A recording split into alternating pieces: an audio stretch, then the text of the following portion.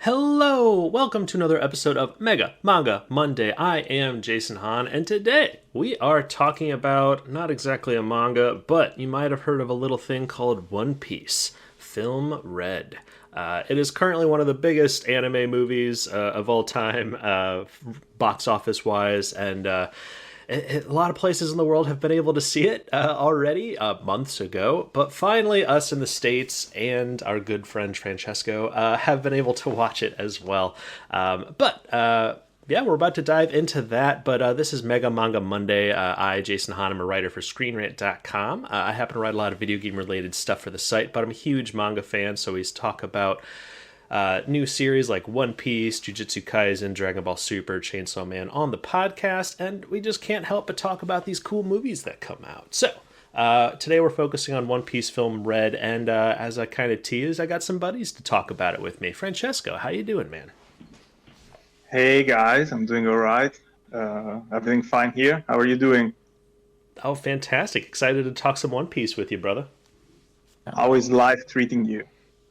Oh, life is fantastic. Keeping busy with Screen Rant stuff, and got all my other projects that I work on. I'll probably throw into the plugs, but yeah, it's been a great time, especially with the One Piece manga where it's at right now. I'm really loving where the manga's at with the Egghead arc, and that this movie was. I was definitely very anticipating. I was very excited for it because I was a big fan of Stampede, and Gold was also good. And we got Ben Well, as well. yeah, I'm doing pretty well as well. So I'm Ben. I'm another writer for Screen Rant for the anime, manga, comic sections, and this was actually the first One Piece movie that I'd seen. Read the manga for quite a while, but I generally avoided the movies because they were non-canon. So Yeah. I was like, do I really want to watch non-canon stories in this world? But I really enjoyed the film, so I thought it was really fun. So any manga readers out there who are like me, who are like, oh, maybe I'll skip it because I just want to stick with the manga with everything being canon. Uh, I'm telling you, I was the same way, but I really enjoyed it, so you should check it out. Yeah, I would highly recommend One Piece fans to check it out as well. I got a whole list of things I liked, but I hate to drop this bomb, especially because the internet seems to disagree with me. But I did not love this movie. It kind of felt. Oh, I got a whole list of dislikes too, but we'll definitely get into that. But I feel like we should start on a positive note, so I'm going to start with my likes here. The movie starts off everyone arriving at a huge concert. I really liked how they kind of made Uta's character almost like what a pop star would be like today, just with like the lasers and the Yeah. dance moves. And I really enjoyed the music. Even like it, they didn't translate the music, they didn't re-record it in English or anything like that, which I honestly enjoyed. I watched it subbed, by the way. I didn't watch it dubbed, so it wouldn't have made sense if they just snapped into English in the middle of the movie. But I wonder if the dubs actually translated it. 'Cause I I watched heard it subbed as well, Yeah, so I heard that they did not. I heard that it is still just the Japanese music, even in the dub, which is still probably for the fantastic. best. Yeah, because the singer that they got for it just. Yeah, I do. Yeah, You I'd never heard of her before, and she made a lot of fans in this with this movie. She absolutely blew it away, and I'm not usually into like pop music, especially like newer stuff, but I felt like the music was like an awesome combination of like electronic dance music, EDM, and pop stuff, and I was definitely tapping my toes and moving my shoulders to it, and excited to like listen to it while I'm writing and stuff like that and exercising. It was really good. And this is definitely like the most musical One Piece movie we've ever had, and it's definitely the best Yeah. music we've had for One Piece in a long time as well. What were your guys' thoughts on the music? I I was awesome. Like I really, I mean, it's not my genre, so to speak, but Mhm. I think really, it was really, I think it was really well done, and they managed to make the movie a musical, but right without, without being it too much, so that I would complain, oh, this is not a One Piece movie, this is a musical. Like, the music works in the movie for the movie. That's the whole thing. And I also enjoyed something. I don't know if you guys noticed that the style of the animation slightly changes during the musical sequences. Like, so if Uta is singing like a more hard rock style song, the animation will be more dark and fast and so and so. So it was a nice touch, and it's new. Like, it's completely new for the franchise, and we know how much music is actually important for the story of One Piece, right? Yeah, Big Sake. Yeah, and everything actually. Now it's official because Oda released a bunch of interviews after the movie. But the reason why Luffy loves music so much, it's because of his childhood friendship with Uta. So I don't know. It just felt it feels it's like it's not out of place. Yeah. Yeah. And also, speaking of the animation and the music numbers, I thought it was really neat because it seemed like they were trying to incorporate different animation techniques as well. Like, some of the shots of Uda dancing looked like rotoscoped, kind of. Yeah, absolutely. I like and it. also there was like CGI there as well too. I thought it all fit. Yeah, I can't say that there was like a moment that like took me out of it. Like, there's a lot of haters of like CGI and anime, and I am not one of those anymore. It's been a few years actually since I think when used properly and in the right hands, CGI. Yeah, it really depends on. Yeah, it really depends on how it's done. Absolutely, Yeah. and I felt like it all fit really well in here. I mean, of course, Uta's like first song that they opened the movie on felt very One Piece Gold, because they kind of do the same thing where they get to some extravagant island and they have a huge dance number, and really set the tone for the movie. And it doesn't take very long for it to get to of course we need the inciting incident and we need the problem and all that, and it very as a Naruto fan, I kept on being like, oh man, this is a lot like the Infinite Tsukiyomi. So Yeah, I was gonna say. yeah, Uta's ability to pretty much trap anybody who listens to her music in some sort of like dream realm. All their souls kind of go to this other realm, and anybody who listens to the music falls asleep.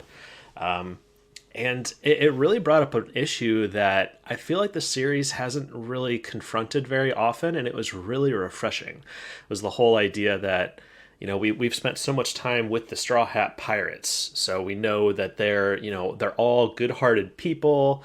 Like, they're off having adventures. They land in a place, and everyone's like instantly like, oh no, it's pirates. Oh, it's actually the Straw Hats. Well, they might save us, but that's not all pirates. That's actually not most pirates. And the movie starting to confront that issue, especially with Uda believing, well, we're starting to dabble into one of my big issues with the movie, but Uda was led to believe that Shanks and his crew pillaged the island that she was on when she was a young girl. Come to find out, as we all suspected, they actually didn't. It was something else that terrorized the island. But then come to find out later in the movie, she found that out herself also. So it kind of... It made it really hard for me to like root for or to kind of see where Uda was going, because she... it flipped all that too much. So I had a hard time like feeling any compassion for Uda, really. I mean, her whole thing at that point. I think that's the point of the movie. They don't want you to feel compassionate, that she's not a positive character. That's one of the things that I actually appreciated the most about the movie, I have to say. She's not acting out of a positive emotion. She's acting out of the negative emotion of feeling abandoned. Absolutely. Yeah.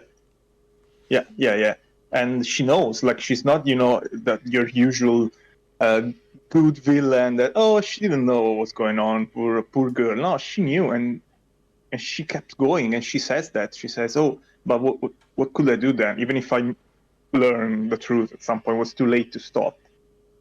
I feel it's really interesting. It's a really interesting take on the classic villain dynamic. Yeah, it is an interesting antagonist sort of like journey there, but it personally didn't work for me, but I understand how it worked for you guys there. But for like the first half of the movie, I thought it was going to be focusing on like pirates are bad, and then Luffy's just like, well, no, that's one bit of pirates, but that for me it represents freedom. And as manga readers, we're going to be totally spoiling the manga, by the way. So if you are not all the way caught up on the manga, go get caught up on it really quick. It's very good. But as we've come to find out, like Luffy's essentially, he doesn't have a rubber fruit. He has essentially a freedom fruit. And that's kind of like where I was hoping the movie was heading. Well, I mean, I'm actually glad they didn't bring up the freedom fruit aspect of Luffy's character, because I feel like the chronology of the movie was shaky enough. And it could have been so much better. Like we have to talk about this. Yeah, that's another major thing I had with the movie was. I mean, regarding what you just said, Jason. I think that it's one of my criticisms for the movie is that maybe it's too much. There are too many themes in that. I 100%. Personally also really like the idea that this great pirate age is not necessarily a good thing. Yeah. And also, but there was maybe just too much going on. And I mean, this is coming from somebody who I loved One Piece Stampede, which also had a lot going on, and but for that one, it just was like all to have like a fun like battle. It was definitely a more battle focused movie, but it kind of made sense why everybody was there. For here, though. Big Mom being the little scene with Big Mom just threw it all off for me. I was like, I thought about it a lot, and the whole reason that Big Mom was there was to send her children to go try to capture the fruit or to capture Uda, but we didn't need that. You could have just had like Big Mom's kids like, oh yeah, we're just huge Uda fans as well, and we want to bring her back to the island. I absolutely agree. 100%. Yeah, but her being there and showing fifth gear is like, what? That just breaks my brain trying to figure out how that could have possibly worked. But it's just there's too much. There's too much that didn't need to be. People are saying that they saw fifth gear in the movie, but I think it was just sort of like, I think it was a hint. No, that's gear fifth, man. That's 100% gear fifth. Yeah, but I think it's like a hint at it. It's like Luffy is using gear fourth to such a degree that he slips into gear fifth. But there are so many things. There's so many things that set this story after Wano. Like Zoro has Emma, and Zeus is living inside Nami's baton. Yeah. Well, Zeus was living in Nami's baton after Whole Cake. But then he went back to Big Mom. Mm-hmm. Yeah. And then Nami got him back. So I think that most of the details in the movie point to it being set like right before Wano, like in between Whole Cake and Wano. But there are other things like you said, like small details like Zoro having Enma. Yeah. And like, Luffy's called the Fifth Emperor, which he was called.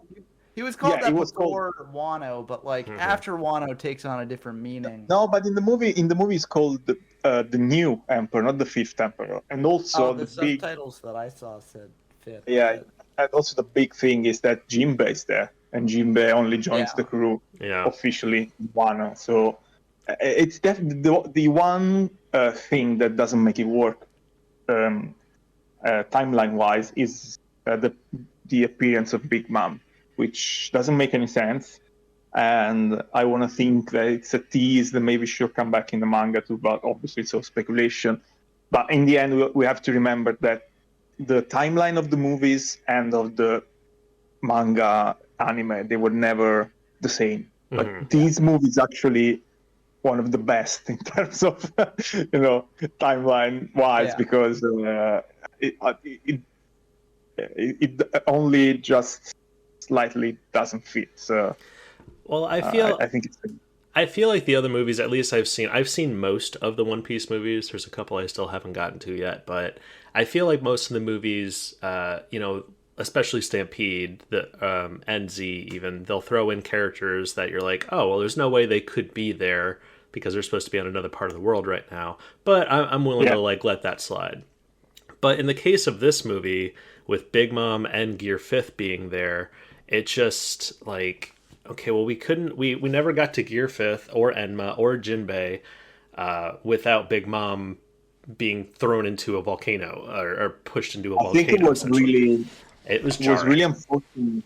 It was really unfortunate timing of this movie because it happened at a time when the manga is going through such momentous events, right? So it's very hard to make a movie that has to stay away from the manga timeline, but also has to give fans what they want, because we all wanted to see Gear Fifth and all of that. So and it also can't explicitly spoil Wano for people who are anime only watchers, right? Because a lot of people who just don't watch have Gear Fifth in it. Like, don't. Well, that's why I'm saying it's like I think it's like a little just Easter egg for manga readers, right?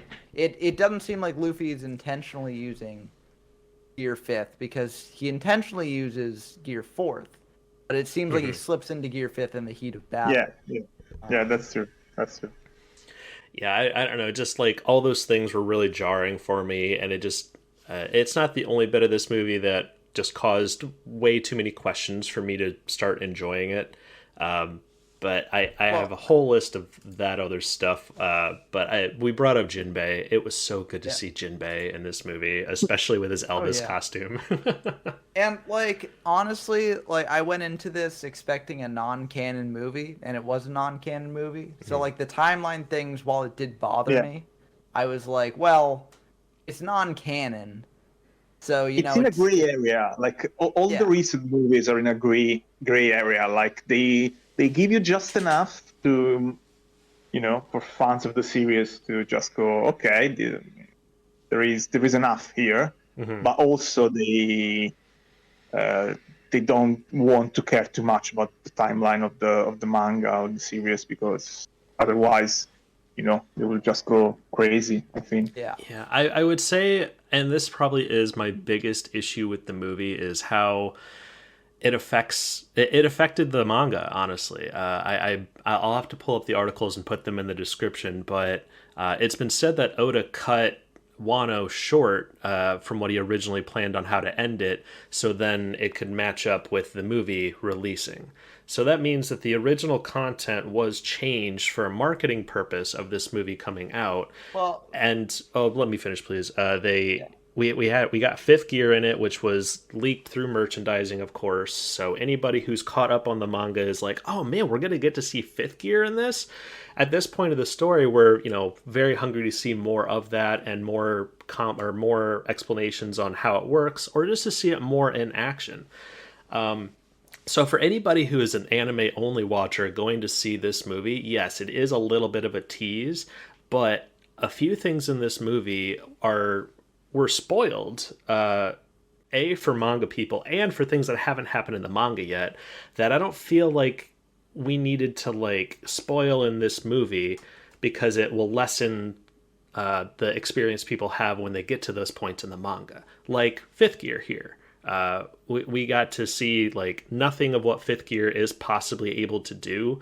It was Luffy just essentially doing a Red Rock Fist, or not even a Red Rock Fist. It was almost Ace's fire. Just flashing lights. yeah. And that was another big problem I had too, is I thought the animation was fantastic, yes, but it was just so quickly cut that I barely understood what was happening.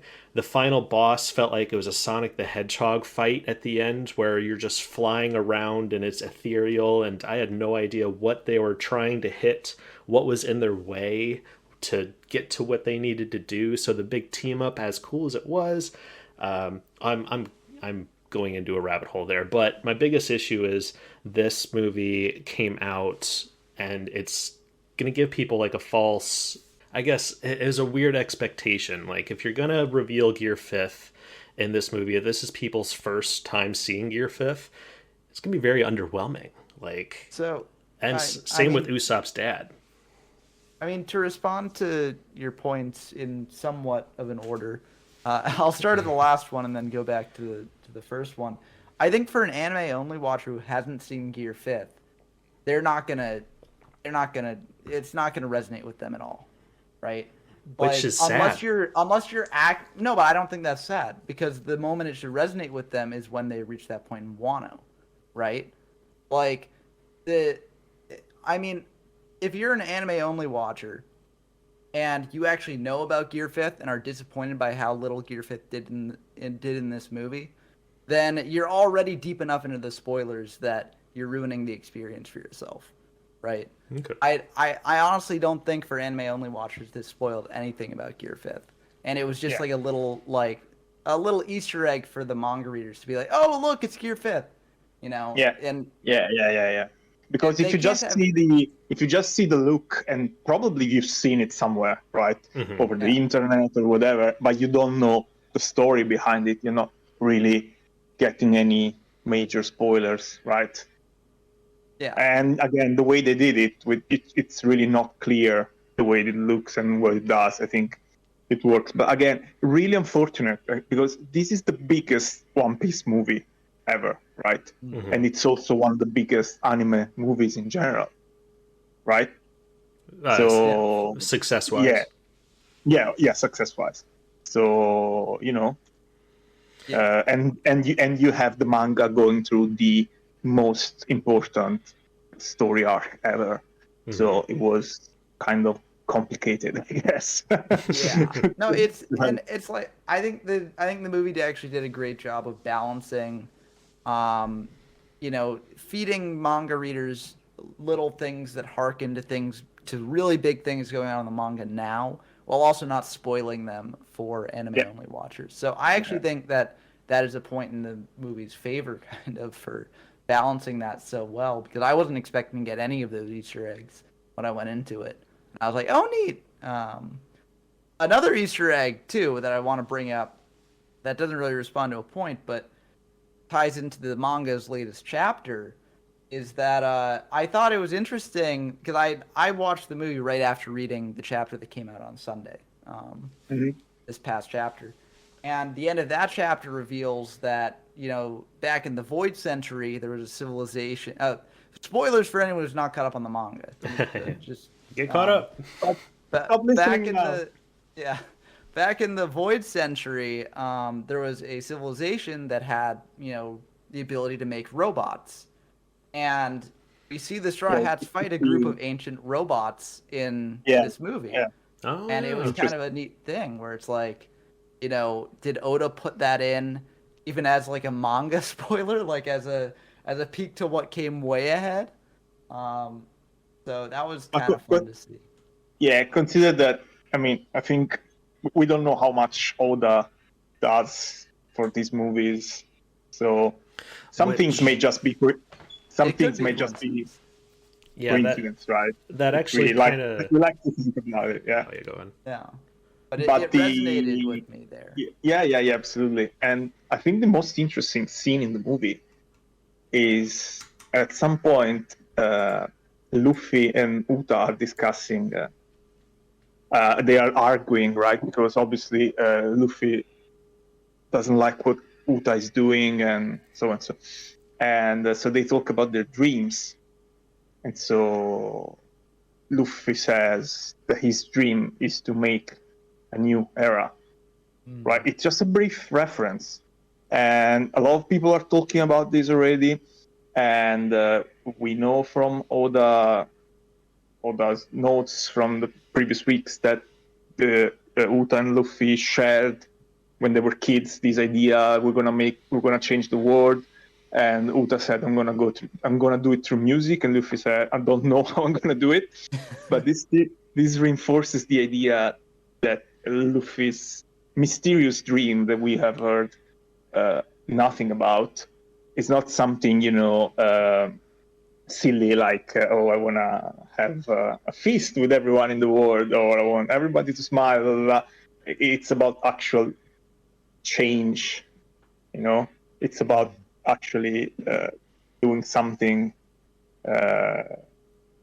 really important for the world. So I don't know, I feel like this is was just pretty interesting to me.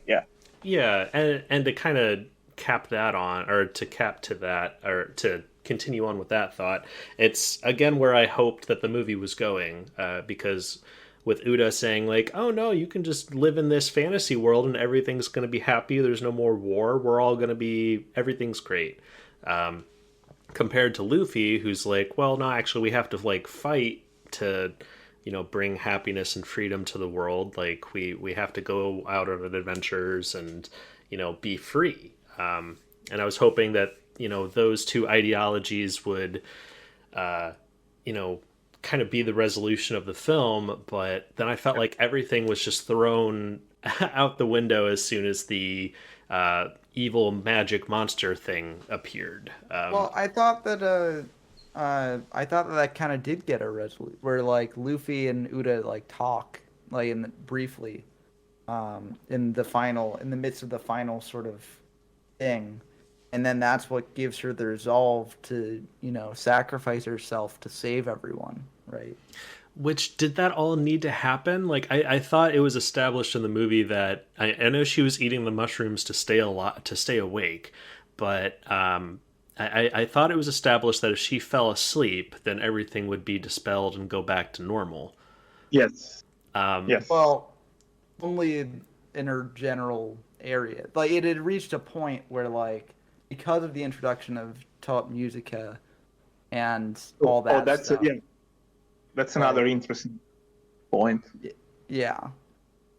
Because that's what they said in the movie. They said that it was related to the top musica messing things up. Mm-hmm. And so she had to, sing to bring them out of it.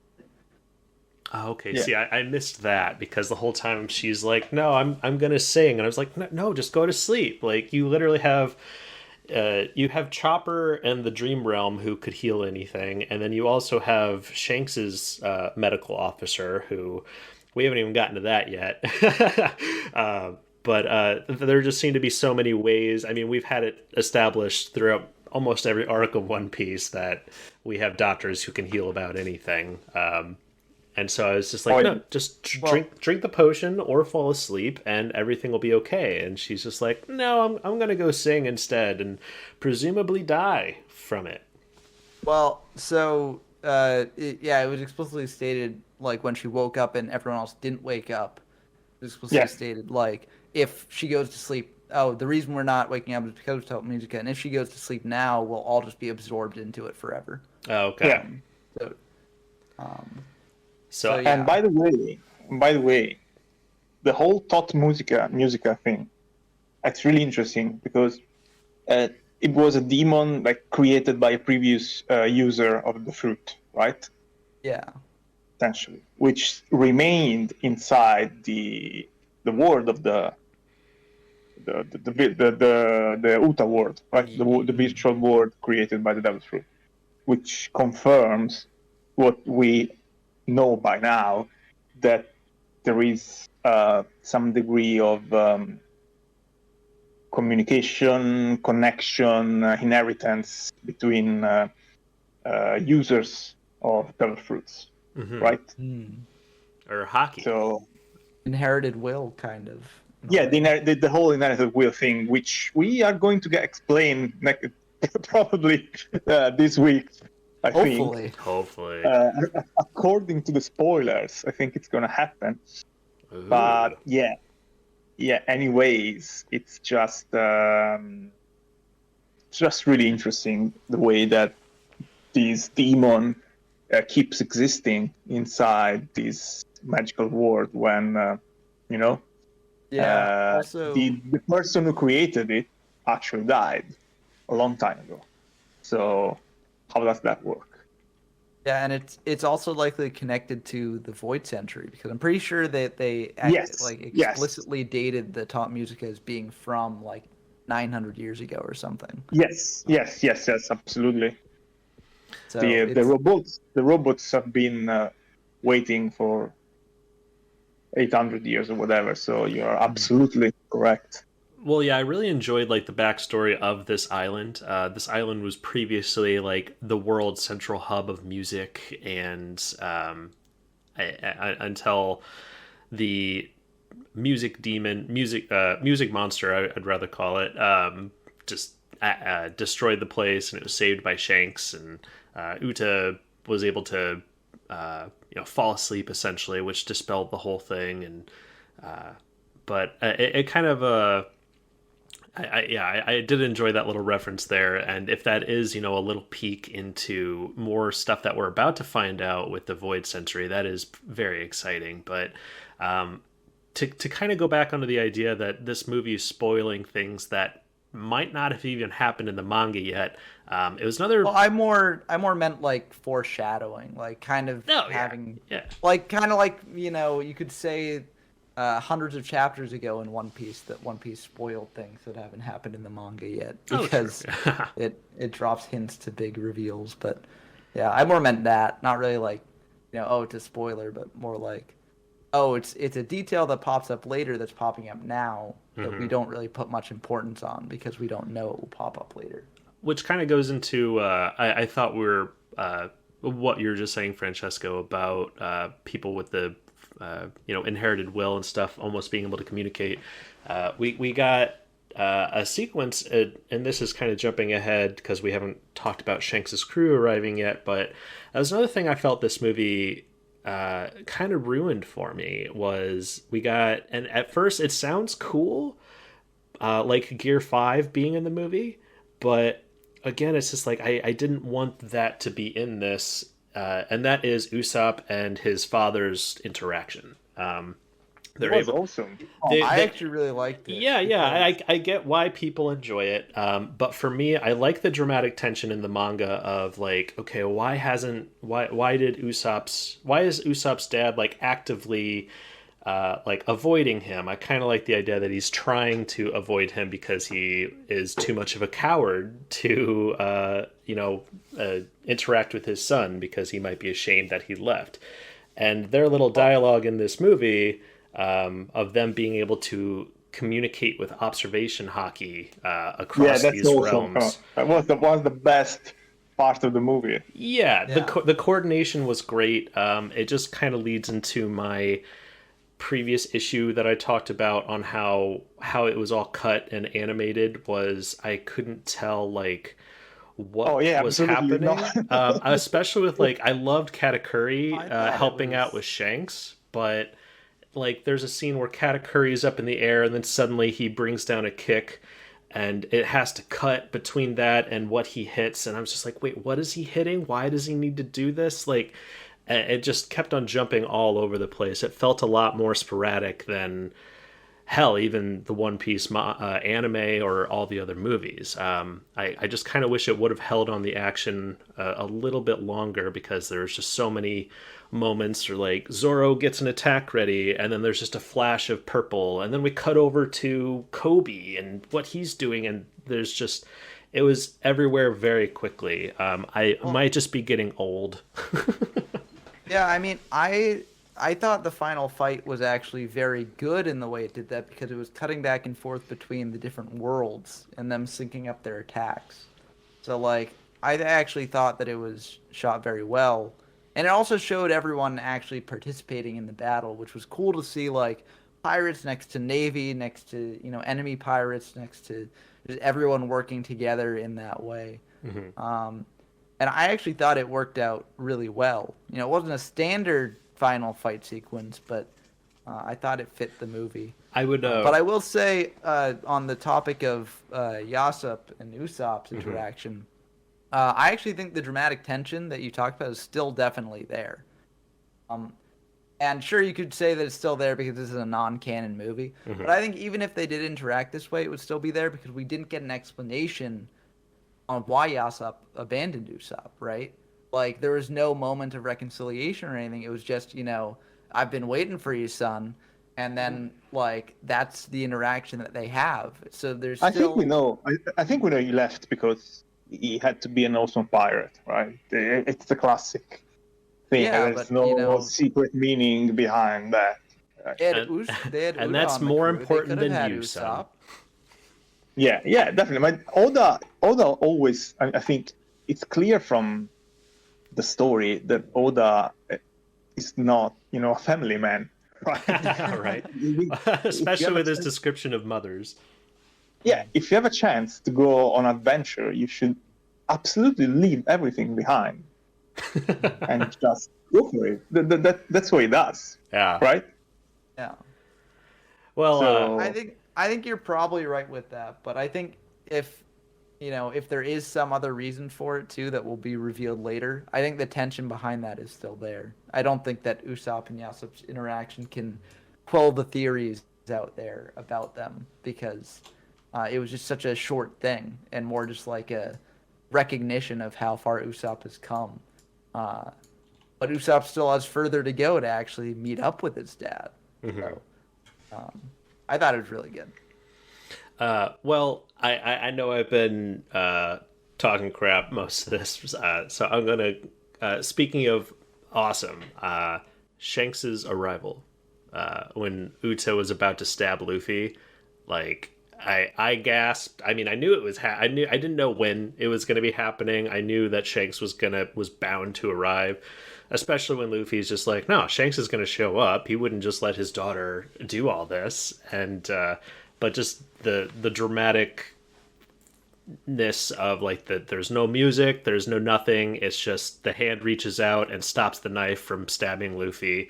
And then you just cut to Shanks and you're like, oh my God, he's here. Like, and getting to see him fight. I mean, we didn't really reveal...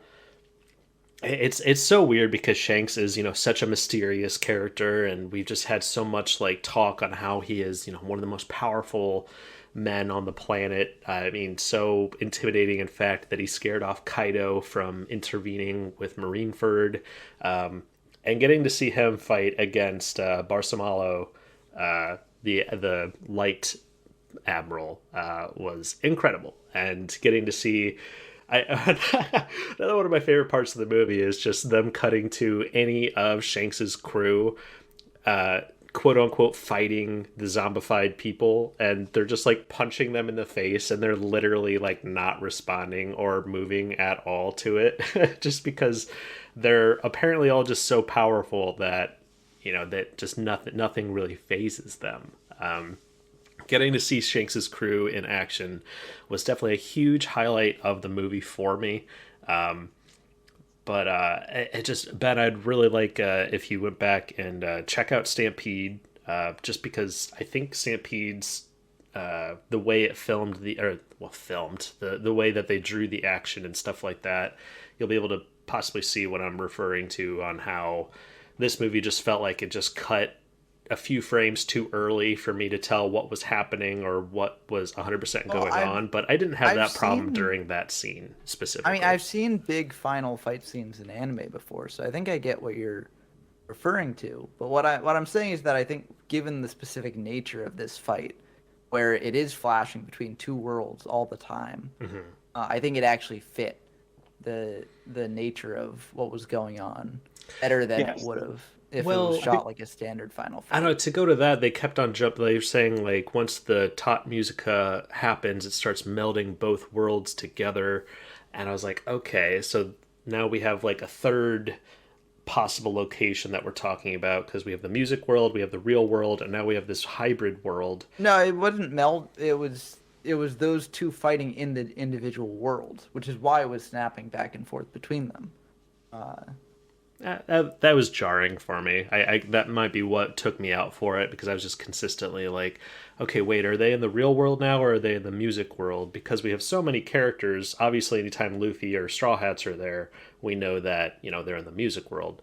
But it just kept on jumping back and forth so much, and once they started kind of the top music that started arriving in the real world, it just became really hard to tell, I guess, what was happening, or specifically what I was looking at. But that's me acknowledging I could just be turning into an old man and having a hard time following it. I don't know. I was just keeping track throughout the movie. I was like, okay, where are the different pieces on the board right now? Which world are they in? So like when the final fight came around, I was like, okay, oh, we're at these characters. Okay, this means it's in this world.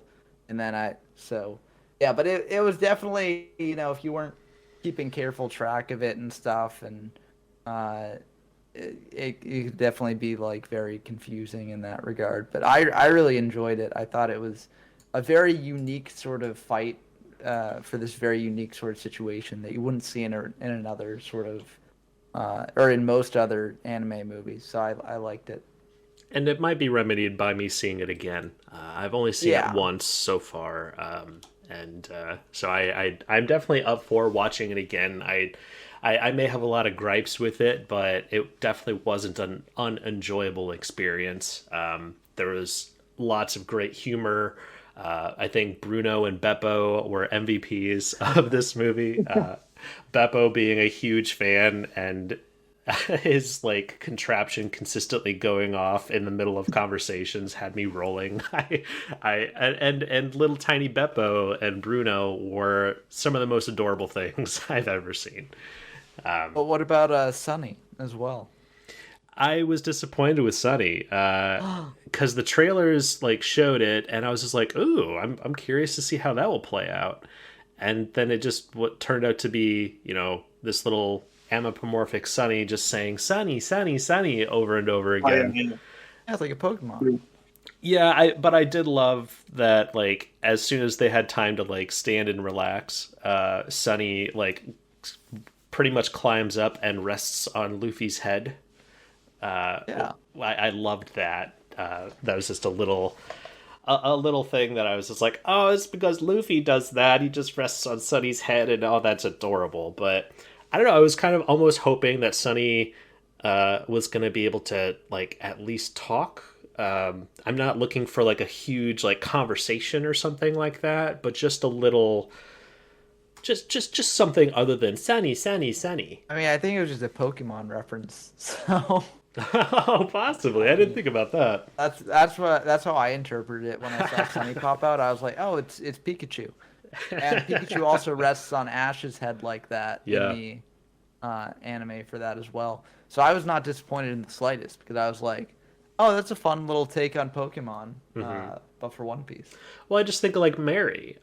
Mary was able to speak at least a little bit, like during the moments where they were in Skypiea.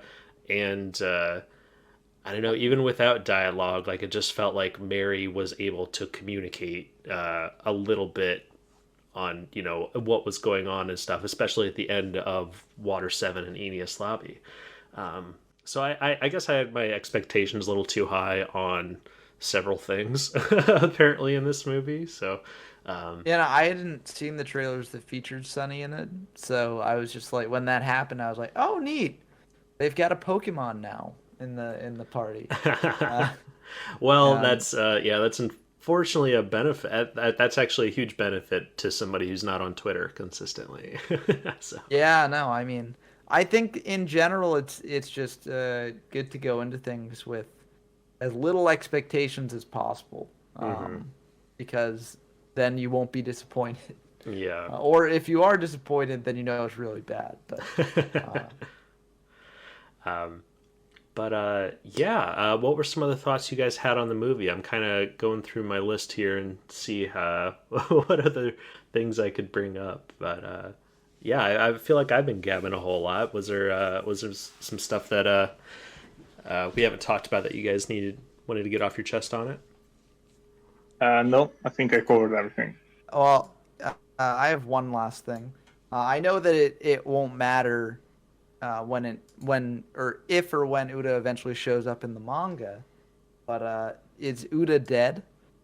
I think Oh so. yes, yeah. It was. I think Oda confirmed it too. Oh, Somehow. really? Okay. Yeah. Then She yeah. gone. Yeah. Yeah, she gone. Yeah, I think especially just the way that they ended. Like, I definitely wasn't hoping for or expecting like Luffy and Shanks to have any sort of interaction in the movie. I think anybody expecting that was, maybe had their hopes up too high.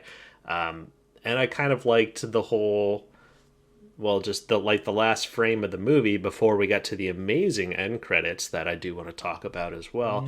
But we got the ships like departing in separate directions, and just them kind of looking towards each other.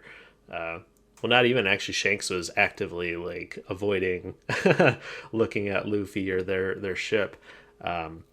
But yeah, it was definitely like the most rated G death I think that we could have possibly gotten. But that's kind of another issue I brought up earlier. I was like, it didn't need to happen. Like, I thought it. I actually really liked that.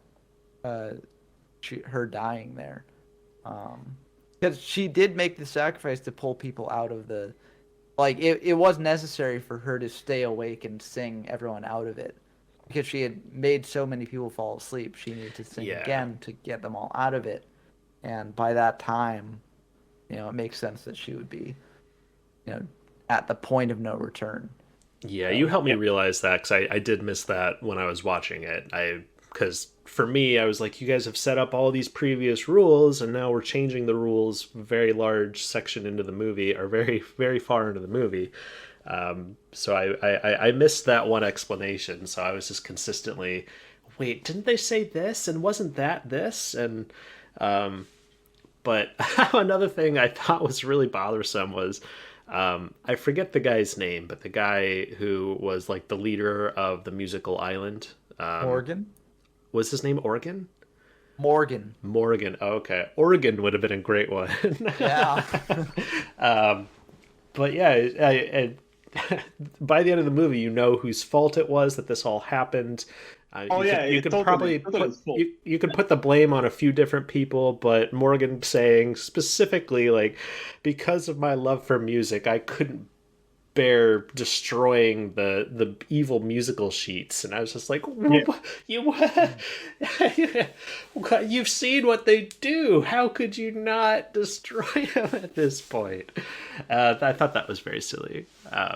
But hey, this is a silly pirate manga, so I understand that we're gonna have some silliness. But I mean, those music sheets almost destroyed 70% of the world's population, which that kind of also goes into World Stars. We got to see the elders in this movie, which was actually more like insightful and interesting than I thought. A lot of because for me, like, us meeting Shanks's crew and seeing how they're going to interact with the Straw Hats is one of the longest, most anticipated mysteries of the series, which is why I thought like Usopp and his dad's interaction was a little frustrating for me, because I've been waiting for the official thing so much. And I think that because Oda, it's unclear how much influence he does have, but we have to understand that he's not going to sign off on them using a major character if they completely act different than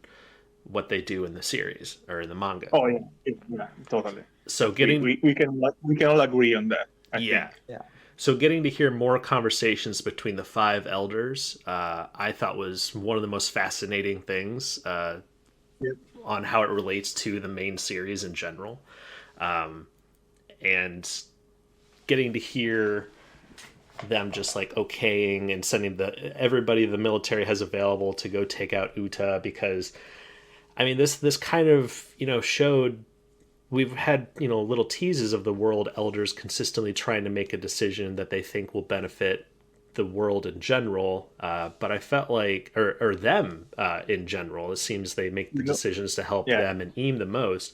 But this movie was like them kind of saying like, okay, well, we need to stop this because 70% of the world's population could possibly die from it. And you're like, Okay, so they kind of they do overall care about, you know, the this or society and people on the planet. Kinda. I kind of, yeah. I mean, it was kind of them showing that they're not 100% like, you know, Eames lackeys. Because I almost feel like, you know, wiping out 70% of the world's population would make it easier for them to rule. So, Like could threaten the celestial dragons, as we saw with yeah, Carlos. yeah, they're even like, oh, I guess we're gonna have to kill a celestial dragon. But yeah, him being in the movie and getting to see, you know, the One Piece's version of the top 1% of the top 1%. Equality, blah, that's gross. And then them just beating the crap out of him. Like, there were so many satisfying moments in the movie. It was, you know, it didn't stand out as like, oh, that was a terrible One Piece movie. Like, no, it was fun. There was definitely enough to like. And yeah, getting to see more of the interactions between the world stars was really fascinating for me. But yeah, I don't know, just the whole inclusion of Big Mom, and to go to what Francesco was saying, I think that there's just too much that they tried to jam pack into this movie that didn't need to be in there. I thought the one thing, me personally, I liked most of what they had in the movie. I thought the one thing was that like they set up Katakuri as potentially doing something, and then he basically did Yes. nothing. That was Yes. my big thing. Yeah. I was like, why do you have to get our hopes up about that? But I thought pretty much all the other plot threads I liked being in the movie. I wasn't Yeah. like, oh, this got less screen time than I wanted, or like this wasn't developed enough. It was just the Katakuri and Big Mom stuff, and then I was like, damn, I love Katakuri though. But Well, honestly, this movie kind of got me really excited because Katakuri is saying, like, I will not let somebody kidnap my sister. I'm going to go save her. And I went over to my buddy Ben that I was watching the movie with, and I was like, ooh, I wonder if this means Katakuri could be showing up at Blackbeard's fight Oh yeah. to save Pudding. yeah. And honestly, getting to see like Katakuri versus Blackbeard would help establish Blackbeard as an even more terrifying threat against the eventual fight against Luffy. Because at this point of the story, Katakuri is still kind of that character that had, well, before Luffy unlocked Fifth Gear, obviously. It was established that Katakuri is very similar to Luffy in fighting style, but better, bigger and better. So getting to see Katakuri fight somebody that Luffy eventually has to fight and be defeated would definitely help raise that tension. But as we were getting to like the end fight scene, I was just like, oh man, remember when Katakuri showed up? Well, he's got to show up still, right? Like we got that little tease, and then he doesn't show up until like the last couple minutes of the major fight. But then, as I said earlier, it was just cut so quickly, and the way that they animated a lot of the like final attacks and everything just felt so rushed that I didn't really have time to absorb and enjoy Katakuri's attacks or what he was Almost doing. feels like the Kaido versus Luffy fight in the anime, which I also did not enjoy. Like the all that Dragon Ball style animation. Oh, with like the Conquerors hockey, white, yellow flashes and stuff. You know what? I still feel like the anime was easier to follow, just because it was focusing on 2 characters fighting rather than 28 characters fighting. Yeah, but I mean, I think that a chaotic final battle is a fine thing to have in a movie. Yeah. And I think the movie did it well. I think the anime honestly slows down the fights too much. As Francesco said, the Dragon Ball style pacing, it's just not for me. I like my fights to not just dwell on things, or at least not too much. So. Yeah, I don't know. I would have to almost get like I'm not able to cut clips of the end of the movie or how the fight scenes compare to others in this, but it's not so much like Dragon Ball. Let's cut to what's Krillin thinking. What's this person thinking? Oh, you're gonna charge that up? Well, blah blah blah. Like, not so much that. It's just more of how the fight scenes are choreographed and whatnot like that. Yeah, I'd be getting too far into the woods there, but Well, if I I'm not even. I'm not even referring to like what's this character thing, what's this character thing. I'm talking about just like the fighting motions in general just being too slow. Like Luffy's Red Rock punch against Kaido, like that was just way too long. Honestly, it looked really cool. It was very well animated. But like, I mean, that punch did not need to be what like 3 minutes long. Like, do you mean the so first time he does it in the chapter 1000 Red Rock Punch, or are you talking uh, about the in the Dragon Ball anime Z when auras? Like, no, I'm talking about the first time he does it. oh, I okay. don't like the Dragon Ball Z auras thing mainly because I think it shouldn't like one. It doesn't feel like a One Piece fight. Um, but Yeah, I I agree. didn't I like agree. that first Absolutely, punch. Yeah, absolutely agree. yeah. So I think that's just my issue. Like that's my issue with the show in general, and I think the movie is able to speed things up a bit and make it a bit more well paced because it doesn't need to drag out one chapter to one episode, right? Yeah, I get it. It works for me. I think it's just difference of opinion there. Yeah. Doesn't make any of it less valid. So, but I'm really glad to hear that you guys enjoyed this movie more than I did. I still highly recommend any One Piece fan go check it out. Just kind of have your expectations in check. I think I may have just had too high of expectations for a lot of the things that they teased would be in the movie. And honestly, I almost wish like I probably would have had a different experience if none of those things got leaked or shown. Like there was even a couple trailers that I specifically didn't watch because somebody was saying like, "Oh yeah, this kind of reveals a few too many things about the movie," and like I didn't know the Big Mom Pirates were going to be part of it, other than Katakuri because they were showing. Even officially, they're just showing like this is what this character is going to look like in the movie, and the fifth gear thing got spoiled because of merchandising, which is a classic marketing ploy because they merchandising is where they make most of the money in media and stuff like that. So not knowing that fifth gear was going to show up, Sunny, anthropomorphic Sunny, Katakuri, if all of those things I didn't know were in the movie, I probably would have enjoyed it a little bit more. But really, just like, I'm thinking like 20, 30 years into the future, once One Piece is all done and people are going back and, are people who are picking the series up for the very first time, are able to enjoy it without all of this, internet, people throwing things around, spoilers, people saying like, "Oh, this is garbage." Just people being able to enjoy it in the future without the marketing, without anything, just like the story in its purest form. I'm upset that this movie changed the end of the Wano, Well, it because I didn't. didn't Well, feel. but It's we don't know non-canon. if that actually happened, right? This is what we think, but it's not like it's Yeah, definitely that happened, right? it's also like even if he speeded it up, like we don't know if he actually dropped any plot points or changed any Yeah, plot points that he was actually going for. He could have just compressed it my to point. make Yeah. it fit. Yeah. Yeah. So like, That was uh, already super long that way. I mean, yeah, Oh, for sure.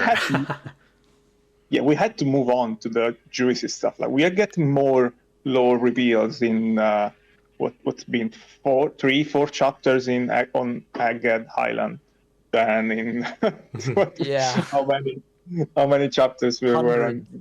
Yeah. Yeah. So Well, yeah, I guess that's just stuff that kind of bugs me a little bit on what could have been. But yeah, you guys might be right. We don't know all the details. It's kind of a lot of speculation. But yeah, I guess the last thing I really wanted to talk about, one of my favorite bits of the movie too, not I don't want to. I have to be careful how I word it because I remember seeing the Power Rangers movie when I was a young lad, and my mom's friend who took me to go see it, I was like, "Hey, what was your favorite part of the movie?" And she says, "When it ended." I loved the end credits for this movie. Just getting to see like little glimpses into all the places that we have visited throughout the series, listening to Uta's music.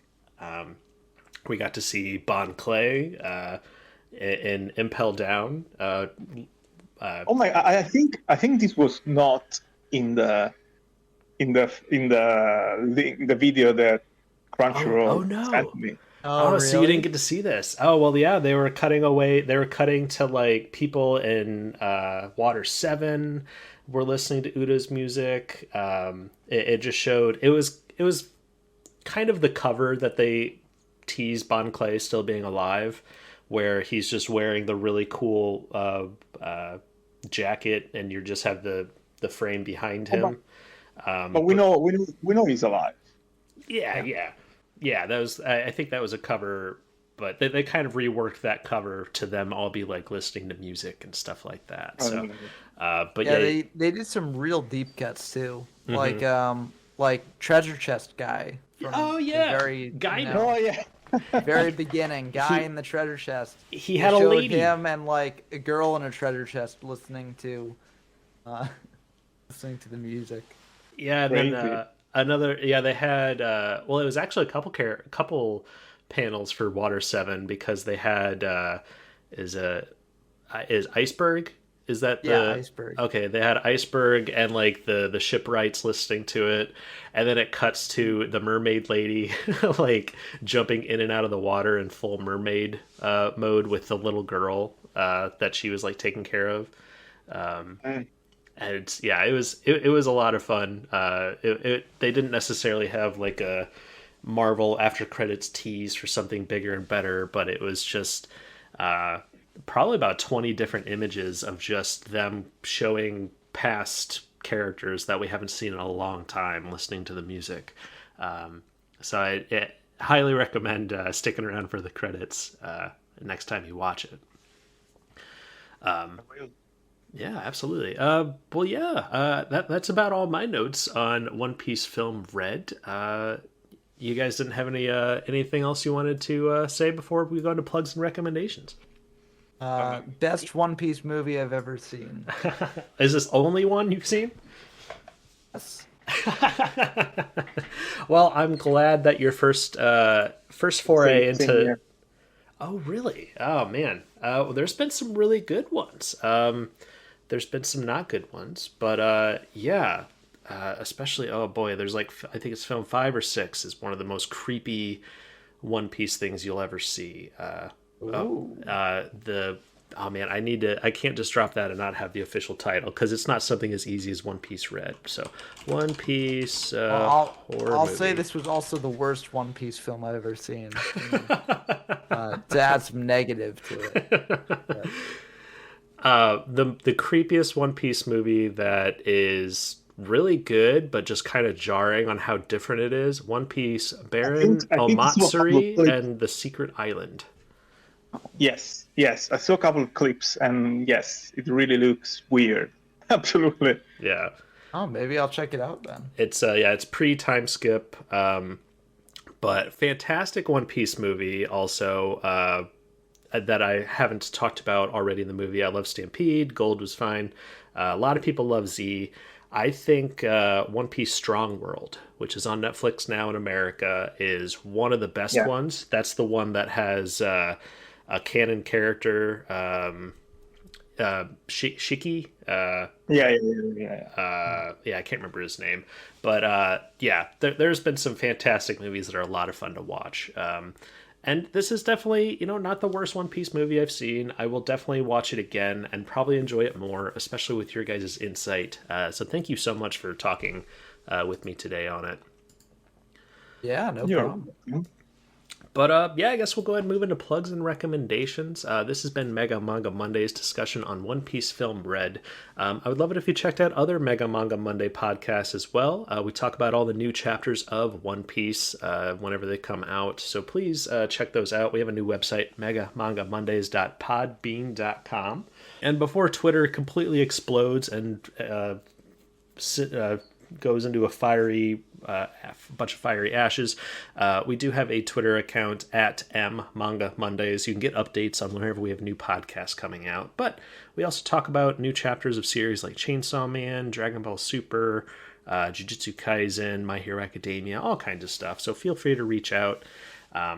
I, Jason Hahn, also have another YouTube series called Honzy and Friends. I like to stream on Wednesdays and Sundays playing really cool games. I've been playing God of War on the PlayStation 5, doing a little bit of Overwatch with some friends and fans, but have a lot of fun on there, so check that out as well. Ben, would you like any plugs or recommendations today? Yeah, in terms of recommendations, I started watching a new anime, which is the Arknights anime. And as someone who is, I briefly played the game a long time ago, but I have no connection to the franchise or whatever, don't really know the story or anything. I'm actually really enjoying it. It's really well animated, and yeah, it's pretty good. So check that out if it sounds good or something that you might be interested in.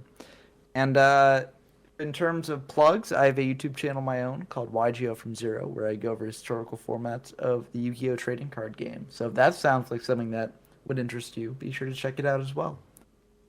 Excellent. And we're all writers on ScreenRant.com. I'm in the video game section, and Ben and Francisco write some amazing stuff in the comics and manga section.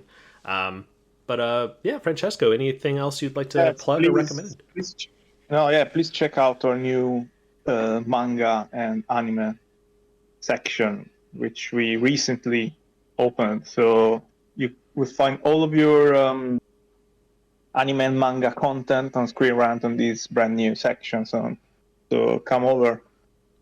Yeah, absolutely. I'm going to have links in the description for all of our Screen Rant articles and of our recommendations and other plugs. But yeah, I think that'll wrap up today's Mega Manga Monday discussion on One Piece Film Red. Again, thank you guys so much for the time, and I look forward to talking more One Piece with you in the future. Yeah. Absolutely. All right, peace.